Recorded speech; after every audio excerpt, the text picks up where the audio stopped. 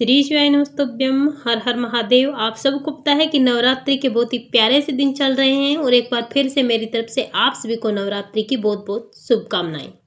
अगर आपको भी अपनी मनोकामना अपनी विशेष शीघ्र ही पूरी करनी है तो आज की वीडियो आपके लिए है। पूज्य गुरुदेव जी की कथा से सुन करके समझ करके आपको समझाने का पूरा प्रयास करूंगा, परंतु उससे पहले अगर आप भी माता रानी के सच्चे भक्त हैं, माता रानी की कृपा प्राप्त करना चाहते हैं तो कमेंट बॉक्स में जय माता दी जरूर लिखें। चैनल को सब्सक्राइब करना ना बोले। मात्र आपको 12 गेहूं के दाने लेकर के ये छोटा सा उपाय करना है। ये उपाय नवरात्रि के 9 दिनों में आप कभी भी कर सकते हैं।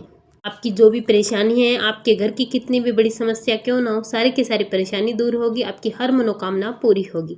अगर आपका व्यापार नहीं चल पा रहा है, आपका कारोबार नहीं चलता, आपकी दुकान नहीं चलती, आपको नौकरी नहीं मिल पा रही है, किसी भी प्रकार की आपकी मनोकामना है जो अधूरी पड़ी है, आपने सब कुछ करके देख लिया, तो नवरात्रि के प्यारे से दिन आपके लिए। आज की वीडियो में हम आपको मनोकामना पूर्ति के लिए, धन की प्राप्ति के लिए और हर समस्या के समाधान के लिए 3 महा उपाय बताने वाले हैं जो आप नवरात्रि के 9 दिनों में कभी भी कर सकते हैं, जिससे आपकी हर मनोकामना पूरी होगी। साथ ही साथ आपको धन की प्राप्ति तो होगी, इससे आपकी समस्या का समाधान भी जरूर होगा।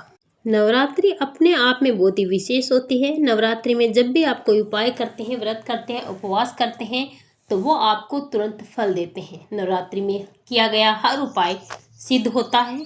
इसीलिए आप पूरे 1 साल तक उपाय कर पाए या ना कर पाए, लेकिन नवरात्रि के इन पावन दिनों में आप कुछ ना कुछ उपाय जरूर करें, जिससे आपकी मनोकामना भी पूरी होगी और आपके जीवन में कभी किसी भी प्रकार की समस्या नहीं आएगी। व्यापार और कारोबार की भी वृद्धि होगी।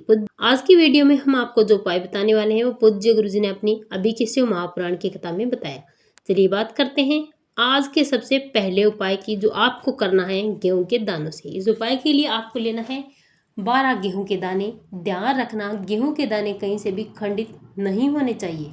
और इसी के साथ आपको लेना है एक पुष्प। पुष्प आप कोई सा भी ले सकते हैं। और इसी के साथ आपको लेनी है एक चांदी की कटोरी। और अगर आपके पास चांदी की कटोरी नहीं है तो उस स्थिति में आपको लेनी है स्टील की कटोरी। इसी कटोरी में आपको रखना है 12 गेहूं के दाने और इसी कटोरी में आपको रखना है एक पुष्प।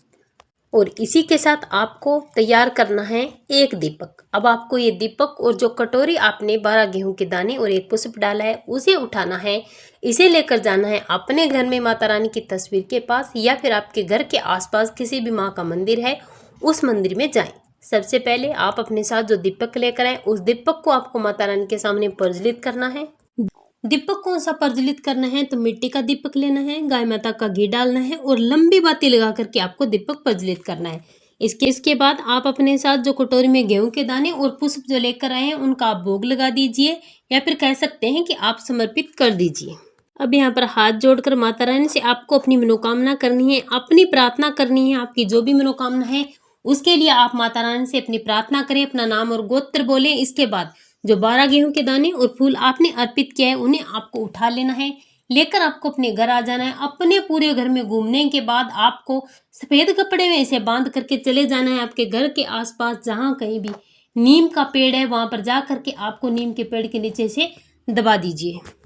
इससे आपकी सारी मनोकामना पूरी होगी। जो भी मनोकामना आपकी अधूरी पड़ी है वो पूरी जरूर होगी। नवरात्रि के 9 दिनों में जब भी आपको समय मिले तब आप इस उपाय को जरूर करें। चलिए बात करते हैं पूज्य गुरुजी द्वारा बताए गए आज के दूसरे उपाय की। इस उपाय के फायदे क्या हैं तो आपके घर में कोई भी व्यक्ति लंबे समय से बीमार पड़ा है, बीमारी पीछा ही नहीं छोड़ रही है, आपके घर का कोई भी सदस्य लगातार बीमार पड़ते ही जा रहा है, आपके घर में ज्यादा से ज्यादा पैसा दवाइयों पर खर्च हो रहा है, आपकी आधे से ज्यादा कमाई अगर डॉक्टर लेके जा रहा है, तो आपको नवरात्रि के 9 में से किसी भी एक दिन इस उपाय को जरूर करना चाहिए। इस उपाय के लिए आपको लेना है मूंग। खड़े मूंग लेने हैं, यानी कि साबुत मूंग। लगभग 1 चम्मच के करीब आपको मूंग लेने हैं। इसी के साथ आपको 2 हल्दी की गांठ लेनी है, यानी कि खड़ी हल्दी लेनी है। इसी के साथ एक कटोरी लेनी है। इसी कटोरी में आपको मूंग के दाने डाल देने हैं और 2 खड़ी हल्दी भी आपको इस कटोरी में डाल देनी है। देखिए, इस उपाय को करने का नियम बिल्कुल अलग है, इसीलिए ध्यान से सुनना। अब इसे लेकर जाना है आपको अपने घर के मंदिर में, या फिर आपके घर के आसपास में जहां भी माता रानी का मंदिर है वहां पर आप जाएं। जा करके आपको इसे माता रानी के चरणों में समर्पित कर देना है। जो मूंग है और जो खड़ी हल्दी है उसे आप माता रानी को समर्पित करें। इसके बाद माता रानी के सामने बैठ करके आपको मनोकामना करनी है। अपनी बीमारियों से छुटकारा पाने के लिए आपको प्रार्थना करनी है। आपके घर को, आपके परिवार को, आपके घर के उस सदस्य को, जो व्यक्ति बीमार पड़ा है, बीमारियों से मुक्ति मिले, उसका नाम और गोत्र बोलना है। या फिर आप पूरे परिवार के लिए कर रहे हैं तो अपने परिवार का नाम और गोत्र बोल करके आप माता रानी से प्रार्थना करने के बाद इसी कटोरी को आपको वहां से उठा लेना है। उठा करके आपको चले जाना है पिंपल वृक्ष के पेड़ के नीचे। देखिए, अब इन चीजों को आपको अलग अलग जगह पर समर्पित करना है।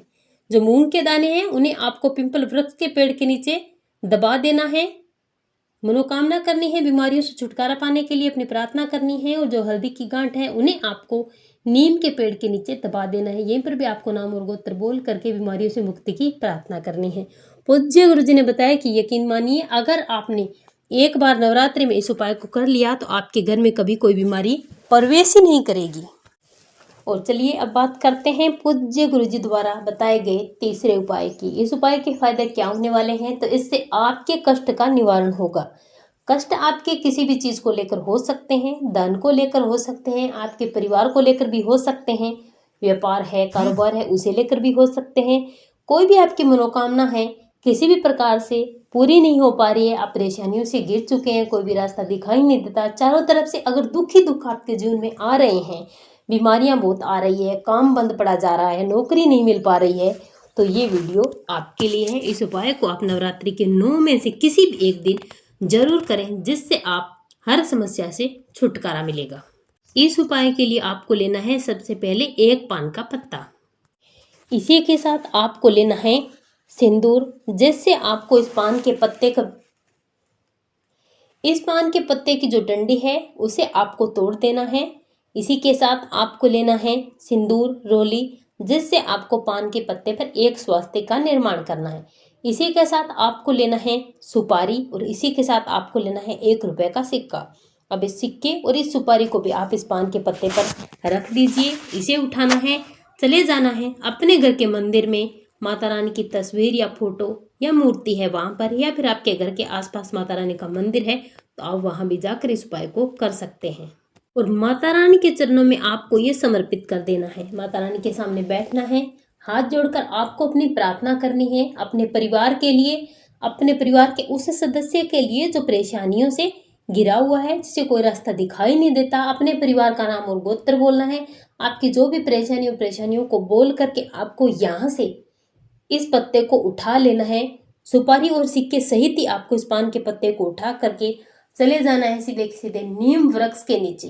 नीम के नीचे जा करके आपको फिर से अपनी परेशानी बोलनी है। अपने परेशानियों को दूर करने के लिए माँ से प्रार्थना करनी है। अपना नाम और गोत्र बोल करके नीम वृक्ष के नीचे आपको इसे समर्पित कर देना है। क्योंकि आप सबको पता है कि नवरात्रि के 9 दिनों में माता रानी को जो वास होता है वो नीम के पेड़ में होता है। इसीलिए आप जो भी उपाय करते हैं और नीम के पेड़ के नीचे अगर आप समर्पित कर देते हैं तो माँ इस भोग को स्वीकार करती है और आपके सारे संकटों को दूर करके आपकी सारी मनोकामनाएं पूरी करती है। आपके घर में धन भी बरसता है और आपका परिवार हमेशा खुश भी रहता है। श्री शिवाय नमस्तुभ्यम।